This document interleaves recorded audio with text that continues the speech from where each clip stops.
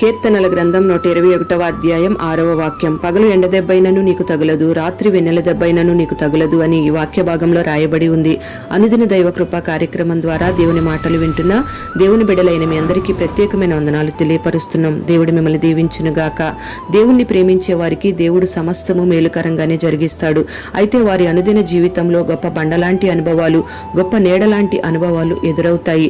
ఆయన వైపు చూస్తూ ఆయన వలె మారాలనే ప్రతి ఒక్కరికి ఎలాంటి పరిస్థితులు ఎదురైనా, అంటే కష్టాలైనా, ప్రమాదాలైనా, మరణకరమైన పరిస్థితులు ఎదురైనా ఏది హాని చేయకుండా దేవుడే వారిని కాపాడతాడు. మరి ఆ పరిస్థితులన్నీ కూడా మరింతగా ఆధ్యాత్మికంగా ఎదిగి దేవునికి దగ్గరగా ఉండాలని దేవుని ఉద్దేశమే గాని హాని చేయాలని కాదు. అయితే ఈ రోజున అనేక మంది ఆయన వాగ్దానాలని నమ్మలేకపోతున్నారు. ఎవరైతే పరిపూర్ణంగా ఆయన మీద నమ్మకం ఉంచుతారో వారిని దేవుడు సంపూర్ణంగా రక్షిస్తాడు. మరి అట్టి కృప దేవుడు నీకు అనుగ్రహించునుగాక.